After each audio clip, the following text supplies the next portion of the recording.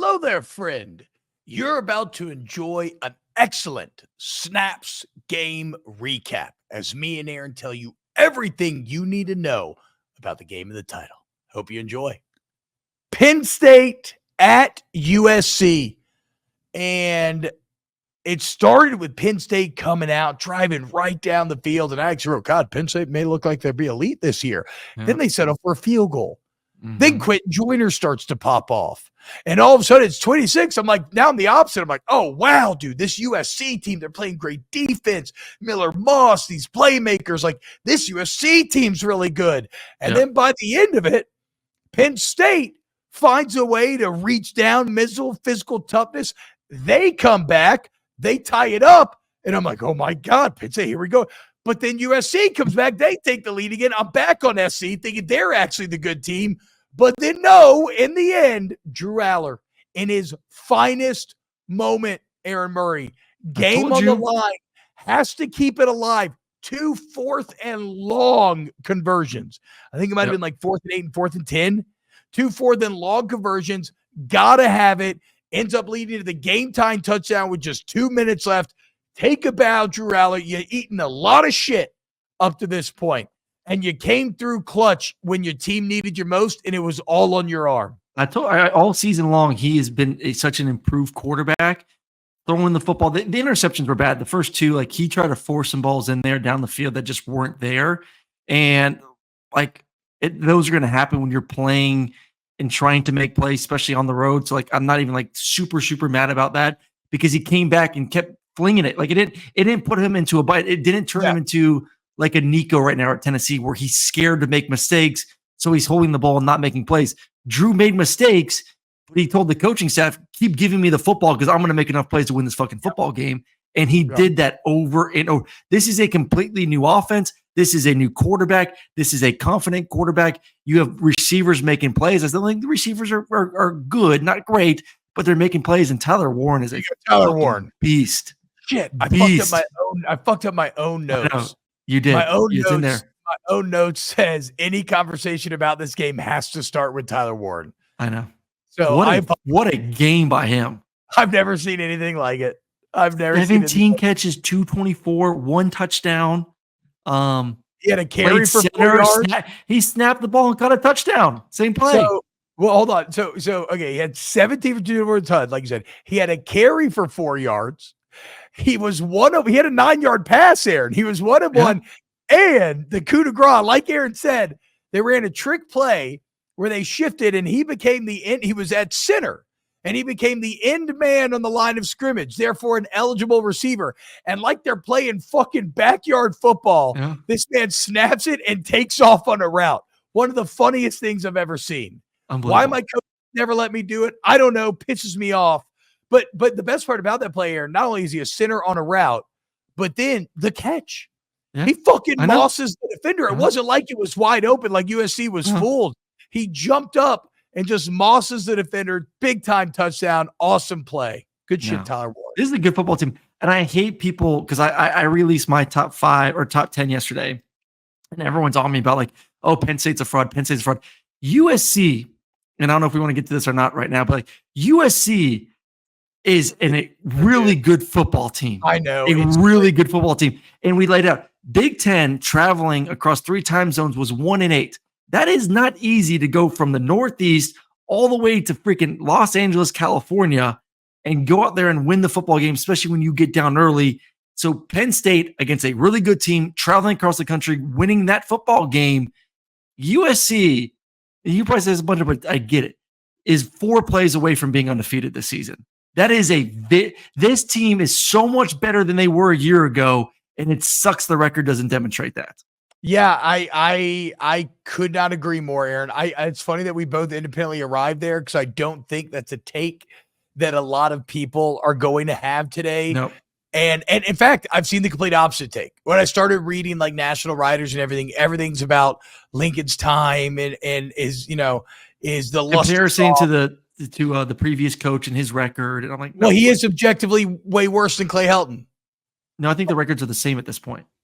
Hold on, let me see. I got it pulled up right here.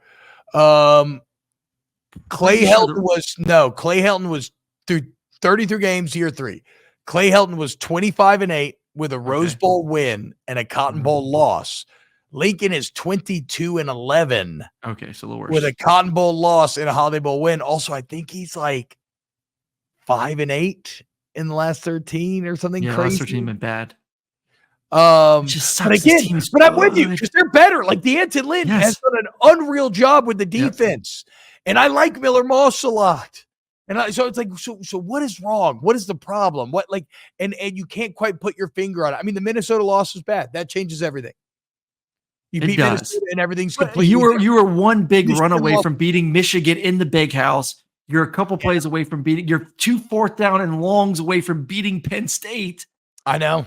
Like it is crazy. Like how close this team is from being a top 10 team in college football. Okay. But this is something. This is a theory that I've been working on lately, Aaron, and it's something I feel passionately about.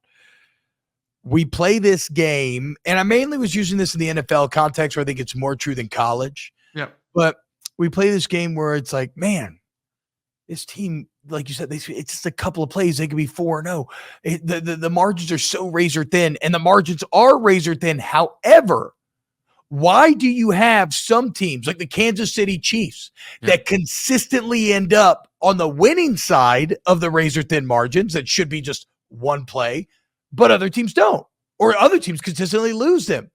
And we always just say like, oh, well, bad teams find a way to lose. And I agree with that. But I was like, how? And what I believe now is those razor thin margins are not really about one play. That's the play that we highlight and think about. But they're really created through a ton of tiny wins in little moments that you don't really recognize in and of themselves over the course of a game, but they eventually come together and they create that margin. And the consistently good teams stack those consistent tiny wins. And I think that's I think that's what's going on with Lincoln Riley at USC right now. Stacking wins. Like when you watch the game and we say that, like, okay, USC outrushed Penn State. USC held Penn State to 3.8 yards rushing. They held them to 118 yards rushing. You got 189. You created explosive plays. Like, I don't know. I still think like if we went out and charted every play in this game, there's a lot of micro wins for USC in this one. Not as many as Penn State. Yeah, not as many, but I mean, look. Let me tell you this, and I like Miller Moss, and Miller Moss has played well. James Franklin, more consistent coach than Lincoln Riley? I'd say yes in his college career, absolutely. Yep. You have you bring up Kansas City. Let me get back to your part real quick. Okay. You bring up Kansas City, but they have the best quarterback in the NFL. Miller Moss is really good. But if Caleb Williams was on this roster right now with this defense, what would USC be? They'd like Miller Moss is a good quarterback. He's not elite. Yeah. And he plays well within the system. But like, what would Caleb be with this defense? Because that's what's held them back. Yeah. But you know what? Like, if I had a vagina, I'd know what it felt like to finger myself. But I don't. So what are you talking? I'm just getting to the fact that like you big time games also come down to the most important position. LSU, Garrett Nussmeier shows up in big time fucking football games and makes plays. We just talked about that. Drew Allar this year has really turned the page and has become a give me the football in crunch time. I'm going to go make big plays. And Miller's had that mentality, like LSU. He was great in LSU game, but like I'm saying right now, like, is that still he's a really good quarterback, but is he elite enough to win those big time games consistently? I still feel I don't know. I mean, to your point, he threw 2 bad picks against Minnesota in the 4th that ended up costing him that game. So only 6.5 yard average this game, had the pick. Wasn't like his finest moment this game. They ran the ball well. Also, though, I have it written right here. The Penn State pass rush was critical in creating that comeback. Tougher day for Miller Moss from that perspective than it was the opposite case, because that Penn State pass rush was kicking USC's offensive line's ass when Penn State started to come back. Either way, really Wait, was this what is this? I wrote, what a pick by Desmond Stevens. Beautiful play call. That's true, actually, Troy. Troy says if Tebow had a vagina, he'd never leave the room. Who's he kidding? That's true. It's true. I'd be sticking so many things up there. The Sharpie right here.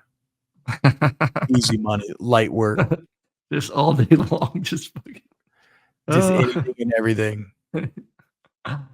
All right, before we get into wild times, I still think we should get a good sponsorship from some store, but whatever. Adam and Eve. Adam and Eve, come on, hit your boys. How about this? Adam and Steve. And then we'll be like, look at us. We're lovers. We enjoy this. Go to adamandsteve.com. You get 25% off when you use the code SNAPS. Bam. There you go, guys. Mm-hmm. I don't know if Adam and Steve is a website or not. Mm-hmm. All right. Next game? Yeah, I think so. Is Penn State a fraud? Does everyone think they are? I say no. No. What do you say? No. Sorry, I zoned out for a second. No, not at all. Not at all. If they, I mean, okay. Oh, this is the final point I wanted to make. Mm-hmm. To your point. Now I feel bad. I want to cut out all those jokes made from the breakout. Whatever. The point is, Drew Allar had thrown 2 career interceptions to this point for his career. Yeah. I think. Yes. I think it was 2. Not a lot. He throws 3 in this game and comes back and makes those plays. To your earlier point, like the ability to overcome that sort of adversity, to mentally one snap and clear.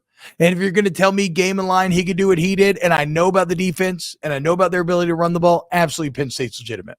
Yep. He had 3 and through 3. Yeah. What? He had 3 and through 3, but yes. Okay, he had thrown, but he matched his career total in one game and still made the plays to win the game at the end. Yes. You can appreciate it way better than any of us can, Aaron. That's the toughness that you need out of your quarterback. Well, and I think you, as a coaching staff, you walk away saying like there's going to be other games like this that maybe he throws a pick or 2. You can go back to this and say, we still trust him that we can put the ball in his hands. And for him, he can feel like I have now proven to myself that I'm mentally tough enough on the road against a quality opponent to fuck up a couple times and still come back and lead this team to victory. That's powerful because not every game is going to be perfect down the stretch. You still got Ohio State. If you possibly a Big 10 championship, playoff games, things are not always going to be pretty. And you should feel pretty good as a Penn State fan. You got a quarterback that can bounce back like that. Oh, well, I'd say that was informative and fun. If you agree, please hit the like button, sub, and we'll see you next time for some more snaps.